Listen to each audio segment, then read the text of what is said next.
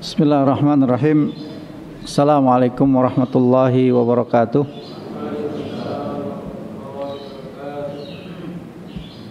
Alhamdulillahi rabbil alamin. Wassalatu wassalamu ala asrafil anbiya'i wal mursalin Sayyidina wa nabiyina Muhammadin wa ala alihi wa sahbihi wa man tabi'ahum bi ihsan ila yaumiddin. Summa amma ba'd. Khawfillah azani Allah wa iyyakum. Alhamdulillah, di kesempatan kali ini kita dikumpulkan oleh Allah Subhanahu wa taala di salah satu dari rumah-rumah Allah Subhanahu wa taala. Semoga berkumpulnya kita di tempat ini mendatangkan kebaikan buat kita semua dalam kehidupan kita di dunia ini dan di akhirat kelak. Dan Allah Subhanahu wa taala menambahkan ilmu yang bermanfaat buat kita semua. Ikhwah sekalian, materi kita kali ini yakni tentang fitnah harta atau amanah harta. Maka amanah dalam harta sebenarnya kalau kita mau lihat dalam perspektif Islam, dalam semua kehidupan kita adalah amanah yang Allah Subhanahu wa taala berikan. Atau kehidupan dunia yang Allah Subhanahu wa taala telah berikan kepada kita semua, ini adalah amanah yang Allah Subhanahu wa taala akan mintakan pertanggungjawabannya nanti. Ini secara global demikian kondisi, dan mungkin sudah menjadi maklum dan ma'ruf buat kita semua orang-orang yang beriman terhadap Allah Subhanahu wa taala dan hari akhir, bahwa semua apa yang Allah berikan dari kenikmatan-kenikmatan atau kehidupan dunia secara umum akan dimintai pertanggungjawabannya di sisi Allah Subhanahu wa taala. Itu satu keimanan yang tidak bisa dan tidak boleh sedikit pun goyah atau ada keraguan sedikitnya yang terselipkan. Karena ini rukun dari rukun iman kita yang sudah kita yakini dengan kuat bahwa dia bagian utuh dari keimanan yang tertancap dengan kuat dalam sanubari kita semua, dalam jiwa-jiwa kita, bahwa kita nanti akan dimintai pertanggungjawaban di sisi Allah Subhanahu wa taala. Dan kalau dikatakan pada kesempatan kali ini adalah bagiannya adalah amanah harta, maka stressingnya adalah harta. Fokus utamanya harta. Ya. Maka kalau kita lihat dalam kehidupan kita hari-hari, ini juga menjadi bagian yang mungkin seringkali kita lalaikan atau menjadi abai atasnya. Karena kehidupan hari-hari kita, apalagi di era saat ini, membuat satu hal yang namanya harta tidak mungkin lepas dari kehidupan kita. Bukan cuma keinginan dari dalam jiwa kita sendiri, tapi seluruh hal yang ada dalam kehidupan di sekitar kita membawa kita untuk mengikat diri dengan harta. Apa yang tidak dengan harta saat ini? Semua kehidupan kita dalam kehidupan dunia ini pasti ada. Dan itu yang terkadang membuat kita lupa bahwa dia juga bagian yang nanti dipertanggungjawabkan di sisi Allah Subhanahu wa taala. Sebagaimana waktu yang hari-hari kehidupan kita ada di dalamnya. Dan ini menjadi hal yang juga banyak kita lalaikan dalam kehidupan kita. Maka mungkin kesempatan kali ini kita akan mereview, akan mengulang sedikit tentang hal ini. Mudah-mudahan ini menjadi secercah pengingat buat kehidupan kita seterusnya, dan akan membentengi diri kita semua dari terfitnah tentang hal ini dalam kehidupan ini. Karena tadi kita katakan bahwa kehidupan ini bukan cuma sekedar keinginan dalam jiwa saja, harta itu mendesak untuk kita dapatkan dan kita peroleh. Tapi semua hal dalam kehidupan kita untuk semuanya pasti membutuhkan harta. Lebih-lebih kalau kita lihat kehidupan kita di sekitar kita yang kita katakan bahwa kita ingin selamat dari fitnah-fitnah dunia ini. Kita ingin diri kita, keluarga kita selamat. Bahkan kita jauh lebih dari itu. Kita ingin lingkungan kita, ikhwah kita, bahkan saudara-saudara kita, kaum muslimin semua selamat dari fitnah yang dahsyat ini, yakni fitnah harta. Maka kalau kita lihat kehidupan orang-orang atau kehidupan secara umum, bagaimana pandangan masyarakat terhadap harta, atau kalau kita mau kerucutkan bagaimana pandangan seorang muslim terhadap harta, maka kalau tidak ada dalam tuntunan syariat, kalau tidak dipagari dengan syariat Allah Subhanahu wa taala, pasti seseorang akan tergelincir dengan amanah harta ini. Pasti itu. Ya, sebagaimana tadi dikatakan, hampir bahwa dosa dan kemaksiatan itu semuanya pasti melingkupi kehidupan kita. Ya. Dan orang-orang yang bertaubat kembali kepada Allah lah yang dikatakan oleh Rasulullah sallallahu alaihi wasallam sebaik-baik orang yang bersalah, bahwa dia kembali mengakui kesalahannya di hadapan Allah Subhanahu wa taala dan berusaha dengan kuat agar tidak jatuh kembali dalam dosa yang sama. Itu bagi siapa? Bagi kaum muslimin, bagi orang-orang yang beriman, bagi mereka yang beriman kepada Allah dan hari akhir. Begitu juga dengan harta. Mungkin kita pernah terfitnah, mungkin kita pernah jatuh, mungkin kita pernah terselewengkan dengannya. Tapi bukan masalah itunya yang harus kita perbaiki, tapi apanya? Bagaimana kita bertaubat atas itu semua. Bagaimana kita memperbaiki hubungan kita dengan harta dengan pagar syariat tadi. Bagaimana syariat ini mengatur kehidupan kita untuk jangan lagi ke depan kita akan kembali jatuh, ke depan kita akan kembali terfitnah, ke depan bahkan bisa jadi harta itu naudzubillah min dzalik mencelakakan kita ke jurang api neraka, naudzubillah min dzalik. Nah, ini yang mungkin diharapkan dari kajian ini bisa memberikan kita ingatan tentang hal tersebut. Kita tahu bahwa jika berkaitan dengan hal ini, maka dalam pandangan masyarakat secara umum atau orang-orang yang tidak peduli dengan syariat Allah Subhanahu wa taala, atau hanya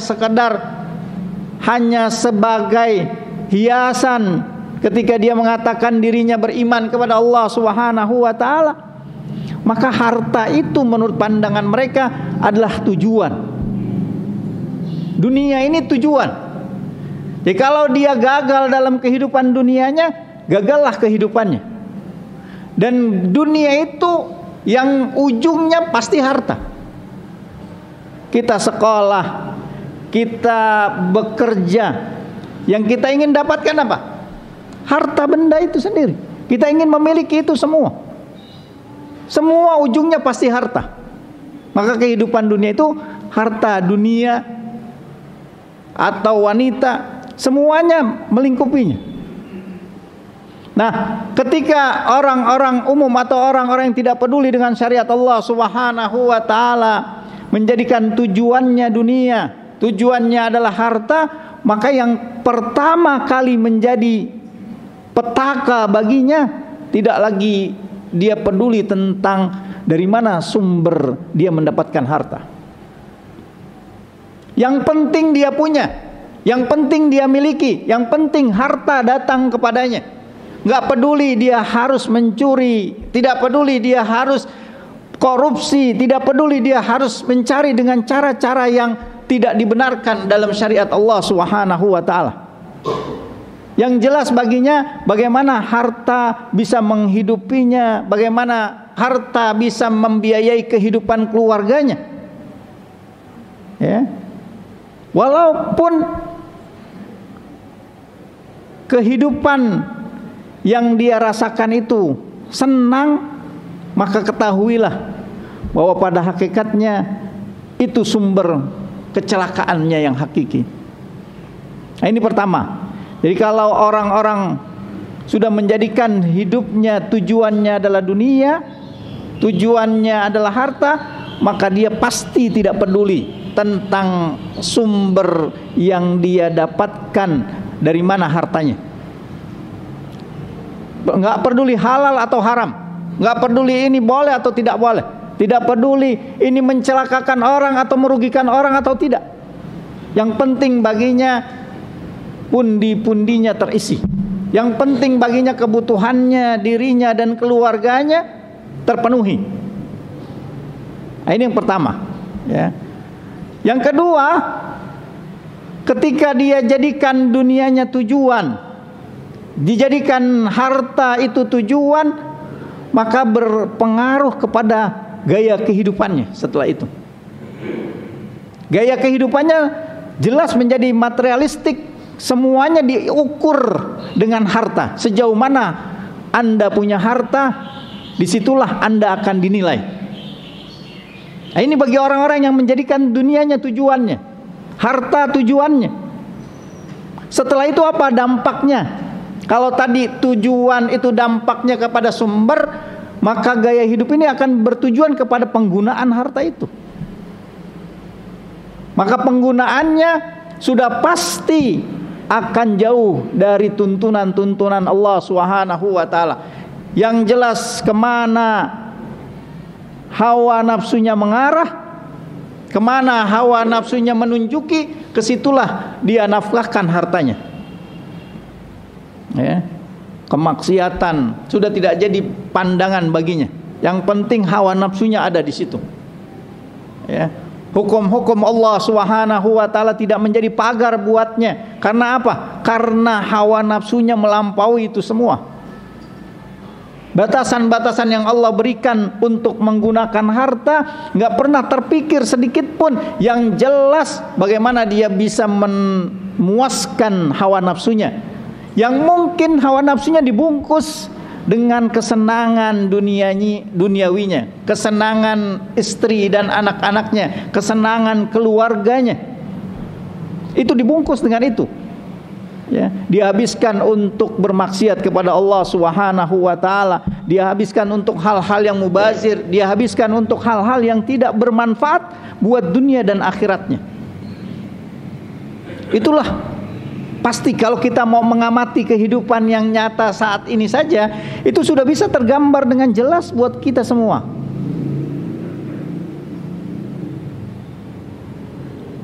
Lalu bagaimana kehidupan kaum muslimin berkaitan dengan harta ini? Ya. Maka ada beberapa hal yang harus kita perhatikan untuk bisa mengingatkan kita tentang hal ini tadi dikatakan. Kita harus perhatikan bagaimana kita harus bersikap agar amanah yang Allah Subhanahu wa taala titipkan kepada kita semua bisa kita tunaikan dengan baik, bahwa kita tunaikan sesuai dengan aturan dan arahan yang Allah Subhanahu wa taala inginkan. Yang pertama, dalam pandangan Islam, dalam pandangan syariat ini, Allah Subhanahu wa taala mengatakan, ya, dan Allah Subhanahu wa taala yang maha mengetahui, yang maha berilmu, yang maha adil, mengerti sekali kehidupan kita semua ini, dalam kehidupan di dunia ini. Maka harta itu suatu yang fitrah buat manusia. Ini pertama. Ya. Dia hanya fitrah buat kebutuhannya, kesenangan, bahkan dijadikan dia kesenangan, bagian dari kesenangan kehidupan dunia. Bagian saja. Bukan apa? Bukan tujuan, tapi dia hanya sekadar bagian untuk kehidupan kita di dunia, bahwa kita akan berinteraksi dengannya sebagaimana tadi dikatakan, dengan waktu demikian, dengan keluarga juga demikian, dengan semua kehidupan dunia ini. Dia hanya bagian dari kehidupan dunia kita, yang itu fitrah buat kita yang Allah Subhanahu wa taala ciptakan di dunia ini. Nah, kalau kita lihat ayat dalam surat Al-Imran tuh ayat 14 di mana Allah Subhanahu wa taala berfirman, a'udzubillahi minasyaitonir rajim, zuyyina lin-nasi hubbus syahawati minan nisa wal banin wal qanatiril muqantarah minadz dhahabi wal fiddah wal khailil musawwamah wal an'ami wal hars dzalika mata'ul hayatid dunya wallahu 'indahu husnul ma'ab. Ya. Dijadikan indah pandangan manusia untuk mencintai bagian dari dunianya. Apa saja bagian dari dunianya Allah Subhanahu wa taala rincikan. Yang pertama minan nisa, istri-istri, ya. Ini bagian kehidupan dunia kita. Wal banin, anak-anak. Ya, dijadikan indah pandangan mata kita, kecintaan kepada mereka, pada istri dan anak-anak, keluarga. Kemudian apalagi bagiannya? Wal qanatiril muqantarah, dari harta, benda, bahkan dikatakan yang banyak Allah Subhanahu wa taala sebutkan. Jadi kita menyukai harta itu karena bagian kehidupan kita. Enggak mungkin kita dilepaskan oleh Allah Subhanahu wa taala mentang-mentang kita dikatakan beriman kepada Allah dan hari akhir, akhirnya enggak perlu dan enggak kenal uang, enggak kenal harta. Enggak mungkin itu. Allah yang Maha Adil mengerti tentang fitrah manusia, menyebutkan bahwa dia bagian hidup kalian bukan untuk ditinggalkan tapi dimanage dengan baik. Bagaimana dia tidak akan mencelakakan kalian, bagaimana dia akan menjadikan kalian tinggi di sisi Allah Subhanahu wa taala. Jangan jadikan dia tujuan. Jadikan dia bagian kehidupan kita, hanya sarana buat kehidupan kita. Ini yang pertama yang Allah Subhanahu wa taala. Maka Allah katakan di situ, ya. Bahkan Allah rinci itu apa yang kita senangi, ya. Minadz dzahabi wal fiddah, dari jenis emas, perak, wal khailil musawwamah, tunggangan, ya, yang perlente orang bilang sekarang, kendaraan yang bisa digunakan, yang bisa memudahkan untuk bisa dalam kehidupan kita semua. Wal an'am, binatang ternak, wal hars, sawah, ladang, kebun dan sebagainya. Semuanya Allah Subhanahu wa taala katakan itu, ini bagian kehidupan kalian. Ya, Allah tidak hapuskan itu dalam kehidupan kalian, enggak dilarang. Ya, tapi dia bagian kehidupan kalian yang kalian pasti akan bergelut dengannya. Maka jangan mencelakakan kalian itu semua. Ini amanah yang Allah Subhanahu wa taala berikan atas kalian. Pegang dia kuat-kuat, jaga dia kuat-kuat, perhatikan. Ya. Jadi kita enggak diminta untuk menjauhkan, meninggalkan, bahkan membuang. Nggak ada manusia yang nggak kenal uang, nggak ada manusia yang nggak butuh uang. Hanya hewan, kambing nggak kenal uang. Kalau dikasih uang 100.000, nggak akan digigit, nggak akan dimakan itu. Ya. Tapi manusia, coba, belum dikasih, direbut duluan. Di dompet orang juga ditarik. Untuk apa? Untuk mendapatkan itu. Kalau kambing disodorin, nggak dimakan. Karena bukan itu fitrahnya. Ini fitrah buat kita semua, ya. Tapi Allah katakan di ayat itu, dzalika mata'ul hayatid dunya, ya. Itu semua tadi Allah katakan, istri, anak-anak, harta benda yang banyak beragam macam jenisnya, hanya perhiasan dunia. Jangan jadikan dia tujuan, jangan jadikan dia sebagai tujuan utama kalian untuk mendapatkannya. Bukan itu tujuan kalian. Itu dikatakan oleh Allah Subhanahu wa taala. Bukan itu, dia hanya kehidupan dunia. Dan Allah katakan wallahu indahu husnul ma'ab. Dan apa yang ada di sisi Allah jauh lebih besar lagi, ya. Jauh lebih baik. Apa yang ada Allah janjikan buat kalian. Kalau kalian sabar dalam menghadapi fitnah ini, amanah ini, maka ada yang jauh lebih nikmat, ada yang jauh lebih baik, ada jauh lebih besar yang Allah Subhanahu wa taala sediakan buat kalian. Cuman menyabari ini nih yang menjadi masalah besar buat kita semua. Sabar di dalam ketaatan kepada Allah, sabar di dalam larangan-larangan, meninggalkan larangan Allah, sabar atas apa yang Allah tentukan atas kita. Ini yang berat. Dan ini yang terus harus kita minta kepada Allah Subhanahu wa taala agar menambahkan kesabaran buat kita semua. Agar tidak terfitnah dengan harta, agar tidak terfitnah dengan dunia, agar apa yang kita telah dapatkan ditentukan oleh Allah, kita bisa nerima semua ini. Ya, terus memohon kesabaran kepada Allah Subhanahu wa taala. Padahal waktunya sebentar. Ya kan? Kehidupan kita berapa lama? 60 70 tahun kata Rasulullah sallallahu alaihi wasallam, dan yang melampauinya sedikit gitu. Sekarang sudah 20, 30, 40, 50 tahun. Sebentar lagi. Itu pun kalau sampai 70, kalau sampai 60. Kalau nggak sampai, selesai. Nggak ada yang tahu apa yang akan terjadi setelah hari ini, setelah besok, atau bahkan sejam kemudian, 2 jam ke depan. Nggak ada yang ngerti semuanya. Semuanya ada dalam ilmu Allah Subhanahu wa taala. Sabari bahwa ini adalah bagian dari kehidupan kita, dan ini akan ada pertanggungjawabannya di sisi Allah Subhanahu wa taala. Itu yang pertama. Ya, jadi dia adalah bagian dari kehidupan kita. Dia adalah perhiasan, hanya perhiasan buat kita yang menambah kelengkapan hidup kita saja. Sekedar itu tok.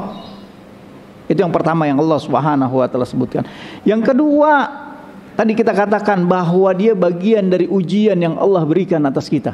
Amanah yang Allah berikan ini ujian pada hakikatnya, ya. Kehidupan dan kematian sebenarnya Allah katakan ujian, itu dalam surat Al-Mulk.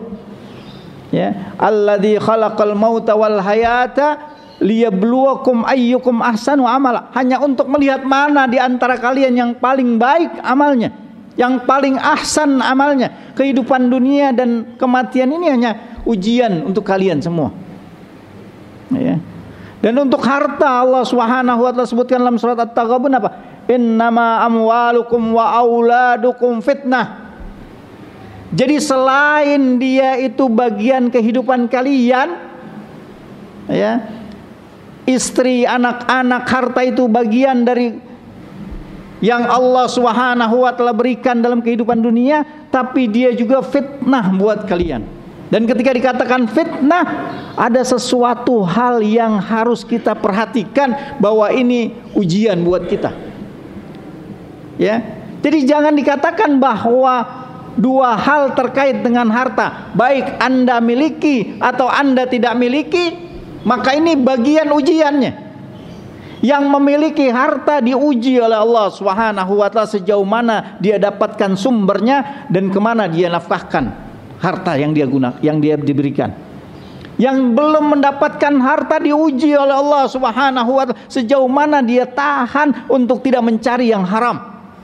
Sejauh mana dia sabari dirinya yang dengannya dia dapatkan kesempitan bagian kehidupan dunianya dengan harta itu, karena harta itu bagiannya, maka dia sabari itu juga ujian buatnya. Jadi jangan dikira ujian itu hanya untuk yang tidak punya harta. Justru yang lebih besar ujian yang punya harta, karena Allah katakan innama amwalukum wa auladukum fitnah. Jadi harta kalian itu dan anak-anak kalian itu fitnah, ujian buat kalian. Berapa banyak orang terjatuh tentang hal ini. Dan ini dua hal yang gak bisa dipisahkan. Kehidupan istri dan anak-anak kita dengan harta, karena saling terkait. Banyak orang terfitnah hartanya karena istri dan anak-anaknya. Dirinya kuat, tapi kelihat istrinya merengek, anaknya meminta, gak sanggup untuk tidak mengambil dari yang bukan haknya.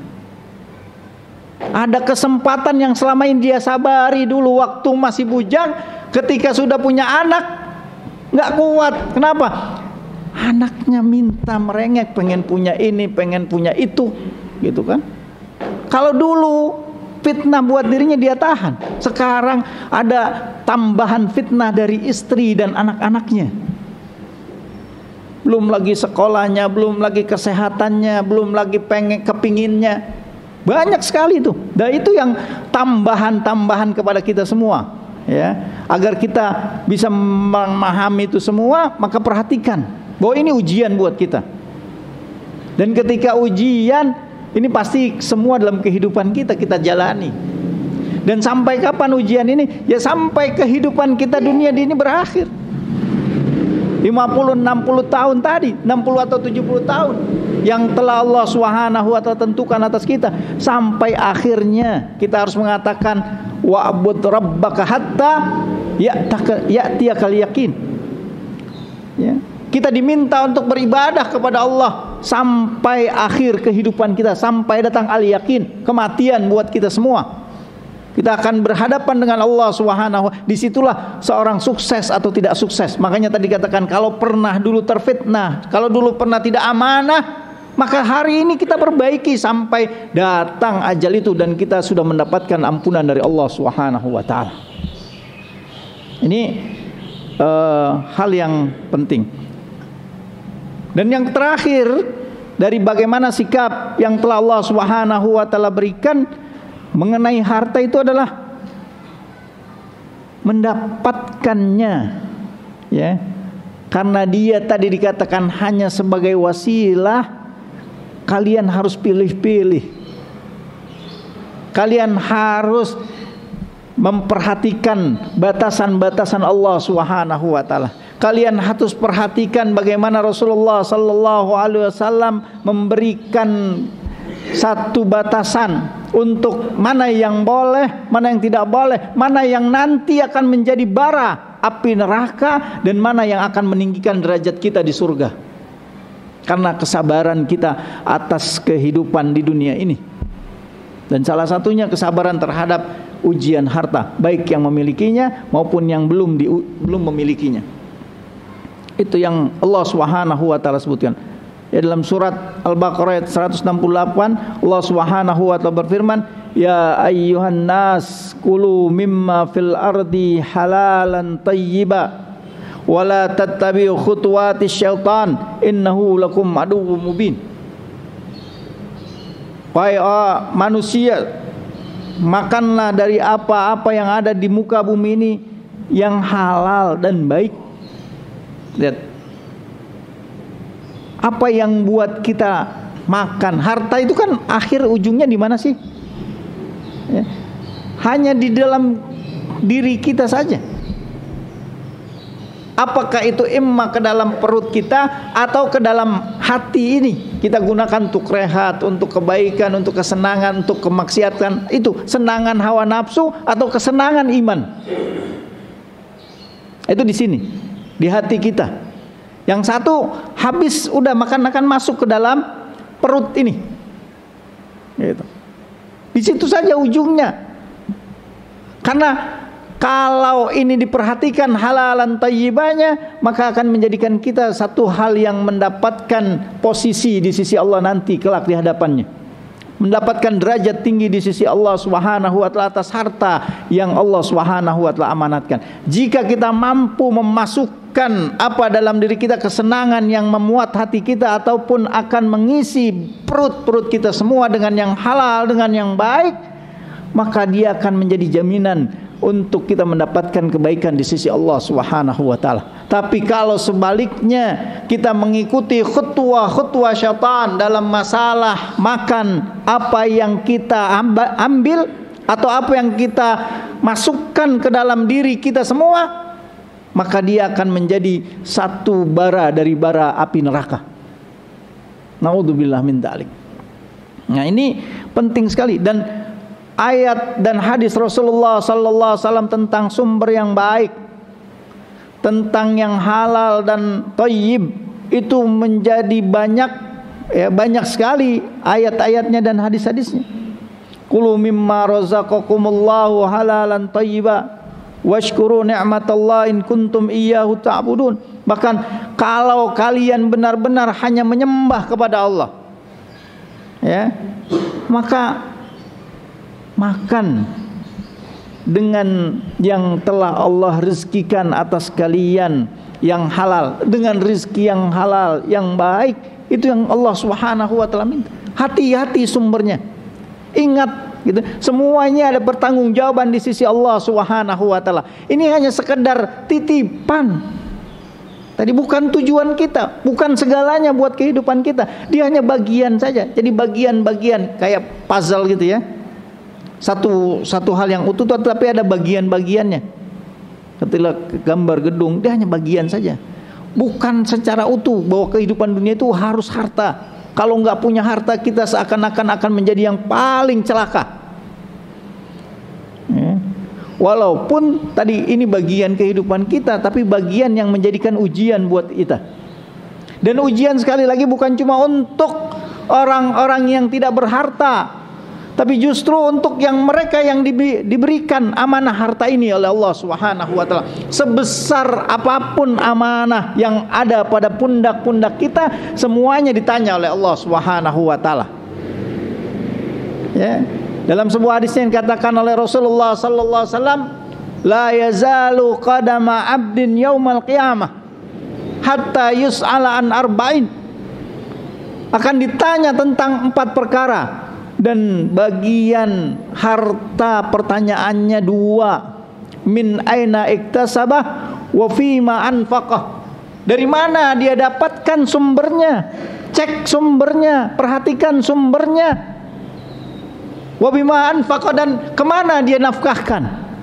Kalau sumbernya dari yang halal, yang baik, jangan dinafkahkan kepada yang bermaksiat kepada Allah Subhanahu wa taala. Salurkan kepada yang baik untuk kehidupan kita, untuk kehidupan istri dan anak-anak kita, untuk dakwah, untuk fakir miskin, untuk kerabat. Itu ada hak-hak yang itulah penafkahannya yang diminta oleh syariat ini.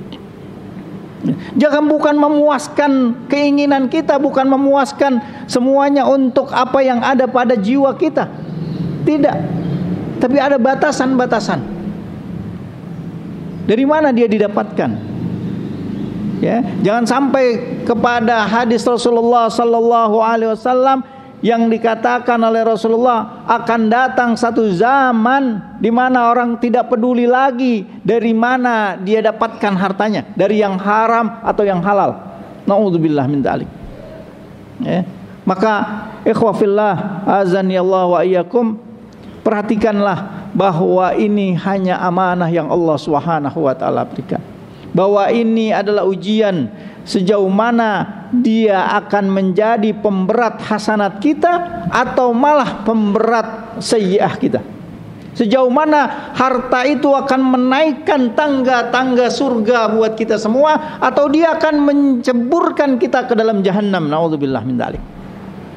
Bahkan dikatakan oleh Rasulullah, tidak ada daging yang tumbuh dari barang yang haram, dari hasil yang haram, dari hasil yang tidak Allah ridai, maka an-naru aula bihi. Neraka lebih berhak atasnya. Dan tidak akan karat-karat dalam tubuh kita atas dosa harta yang tidak kita amanah, yang tidak amanah, maka api nerakalah penyucinya. Untuk itu berhati-hatilah, takutlah terhadap fitnah harta ini, karena berapa banyak orang terselewengkan dengan itu semua. Dan semoga Allah Subhanahu wa taala dengan kajian yang singkat ini, Allah Subhanahu wa taala berikan kita hidayah untuk bisa memperhatikan apa-apa yang sudah kita dapatkan dan menyucikan apa-apa yang akan nanti kita raih. Dan semoga Allah Subhanahu wa taala juga memberikan hidayah untuk bisa menafkahi amanah harta yang Allah berikan ke jalan-jalan yang Allah ridai dan Allah kehendaki. Wa sallallahu ala nabiyina Muhammad wa ala alihi wa sahbihi wasallam. Subhanakallahumma bihamdika asyhadu an la ilaha illa anta astaghfiruka wa atubu ilaik. Assalamualaikum warahmatullahi wabarakatuh.